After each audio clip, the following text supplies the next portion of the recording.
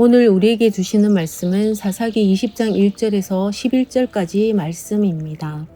이에 모든 이스라엘 자손이 단에서부터 브엘셀바까지와 기르앗 땅에서 나와서 그 회중이 일제히 미스바에서 여호와 앞에 모였으니 온 백성의 어른 곧 이스라엘 모든 지파의 어른들은 하나님 백성의 총회에 섰고 칼을 빼는 보병은 40만 명이었으며 이스라엘 자손이 미스바에 올라간 것을 베냐민 자손이 들었더라. 이스라엘 자손이 이르되 이 악한 일이 어떻게 일어났는지 우리에게 말하라 하니 레위 사람은 곧 죽임을 당한 여인의 남편이 대답하여 이르되 내가 내 첩과 더불어 베냐민에 속한 기브아에 유숙하러 갔더니 기브아 사람들이 나를 치러 일어나서 밤에 내가 묵고 있던 집을 에워싸고 나를 죽이려 하고 내 첩을 욕보여 그를 죽게 한지라. 내가 내 첩의 시체를 거두어 쪼개서 이스라엘 기업에 온 땅에 보냈나니 이는 그들이 이스라엘 중에서 음행과 망령된 일을 행하였기 때문이라. 이스라엘 자손들아 너희가 다 여기 있은즉 너희의 의견과 방책을 낼지니라 하니라. 모든 백성이 일제히 일어나 이르되 우리가 한 사람도 자기 장막으로 돌아가지 말며 한 사람도 자기 집으로 들어가지 말고 우리가 이제 기브아 사람에게 이렇게 행하리니 곧 제비를 뽑아서 그들을 치되 우리가 이스라엘 모든 지파 중에서 100명이 10명, 1000명이 100명, 10,000명이 1,000명을 뽑아 그 백성을 위하여 양식을 준비하고 그들에게 베냐민의 기브아에 가서 그 무리가 이스라엘 중에서 망명된 일을 행한 대로 징계하게 하리라 하니라. 이와 같이 이스라엘 모든 사람이 하나같이 합심하여 그 성읍을 치려고 모였더라. 아멘. 사사기 19장부터 21장까지는 사사기의 부록 두 번째 이야기를 담고 있습니다. 앞선 미가와 단지파의 이야기가 당시 이스라엘의 종교적 타락을 고발하고 있다면 레위인의 첩과 그로 인해 발생한 베냐민 지파와의 전쟁은 당시 이스라엘의 윤리적 타락을 고발하고 있습니다. 그리고 이 두 이야기 모두에 모세의 손자와 아론의 후손이 등장합니다. 사사기 18장 30절은 단 자손을 위한 제사장이 된 사람을 모세의 손자 요나단으로 밝히고 있고 사사기 20장 28절은 베냐민과 전쟁 중에 여호와의 뜻을 묻는 사람을 아론의 증손자인 비느하스라고 밝힙니다. 이들 영적 지도자들은 이스라엘 백성이 가나안처럼 변해가는 것을 막지 못했습니다. 그리고 백성들을 하나님께로 이끌지 못했습니다. 특히 비느하스는 중재자의 역할을 이미 경험한 적이 있습니다. 여호수아 22장을 보시면 가나안 종복 전쟁을 마친 후에 요단 동쪽 지파가 요단 동쪽으로 돌아가기 전에 큰 제단을 쌓습니다. 그로 인해 지파 간의 전쟁이 발발하려고 할 때 비느하스는 양쪽 이야기를 들어보고 하나님의 관점으로 문제를 해결했던 경험이 있습니다. 그럼에도 불구하고 이번 사건에서는 아무런 역할을 하지 못하고 무기력하게 침묵하는 모습을 보입니다. 불과 한 세대도 지나기 전에 당시의 종교 지도자들은 영적 리더로서의 기능을 완전히 상실했다는 것을 보여줍니다. 오늘 우리가 읽은 본문도 내용만 살펴보면 기존의 사사기 내용과는 다른 움직임처럼 보입니다. 기브아에서 입에 담지도 못할 일이 발생했고 이 소식을 들은 이스라엘의 모든 백성들이 공분하여 함께 모입니다. 첩이 죽은 레위인의 이야기를 듣고 베냐민과 전쟁을 하려고 합니다. 이들의 모습을 겉으로만 살펴보면 자신에게 일어난 악을 제거하고자 하는 것처럼 보입니다. 그러나 안을 자세히 들여다보면 완전히 다른 모습들이 드러납니다. 사사기의 저자는 다양한 문학적 장치를 통해 영적인 리더가 없는 이스라엘 백성들이 하나님을 배제하고 얼마나 충동적이며 얼마나 감정적인 결정을 해나가는지를 드러냅니다. 오늘 말씀을 통해 리더의 부재가 공동체 안에 얼마나 큰 영향을 끼치는지 함께 살펴보면서 우리의 영원한 리더 되시는 예수 그리스도만 의지하며 나아갈 수 있는 은혜가 있기를 주님의 이름으로 축원합니다. 첫째로 영적 리더의 부재는 공동체를 바른 방향으로 이끌지 못합니다. 그동안 사사기를 살펴보면서 느꼈겠지만 이스라엘 백성들 전체가 함께 모인 적이 단 한 번도 없습니다. 사사들이 출현했을 때에도 몇몇 지파만 부분적으로 모여 싸웠지 이스라엘은 하나님의 명령 앞에서 온 지파가 힘을 합친 적이 없습니다. 그나마 사사기 2장에서 여호와의 사자가 복임에 나타나 이스라엘의 불순종을 지적할 때 이스라엘 모든 자손이 함께 모여 소리 높여 울었던 내용이 기록되어 있습니다만 이 모임조차도 정치적 군사적 성격의 모임이 아니라 성막 중심의 종교적 제사 모임이었습니다.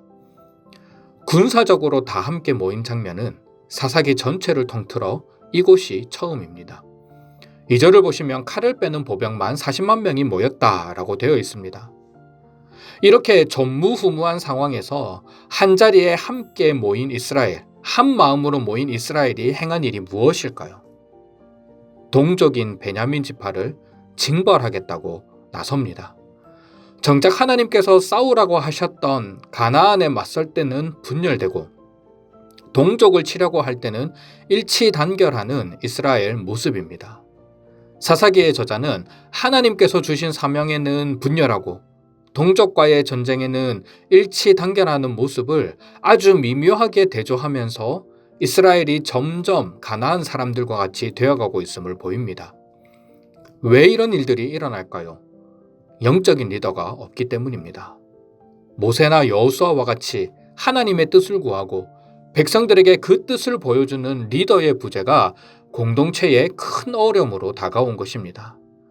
사람들이 많이 모여 있어도 목소리 큰 사람의 뜻대로 결정이 이루어집니다. 이스라엘이 오랜만에 하나로 뭉쳤는데 하나님의 뜻을 이루기보다 동족과 전쟁을 하는 잘못된 방향으로 에너지를 쏟게 됩니다.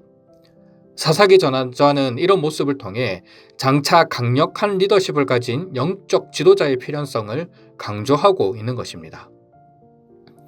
둘째로 영적 리더의 부재는 상황을 바르게 분별하지 못합니다. 3절을 보시면 이스라엘이 미스바에 함께 모여 무슨 일인지 상황을 확인합니다. 그러나 그 자리에 당사자인 베냐민 지파는 빠져 있습니다. 4절부터 6절까지 레위인이 어떤 일이 일어났는지를 설명하는데 철저하게 자신의 잘못은 감추고 상대방의 잘못은 과장하는 방법을 선택합니다. 먼저 레위인이 첩을 가진다는 것 자체가 불합격입니다. 그리고 5절을 보면은 기브아 사람들이라고 되어 있는데 이를 히브리어 원문으로 보면 기브아의 주인들, 즉 성읍 내의 기득권층을 비롯하여 성읍 주민 전체를 대표하는 유력자들이 자신을 죽이려 했다라고 말합니다. 그러나 이는 사실과 다르죠.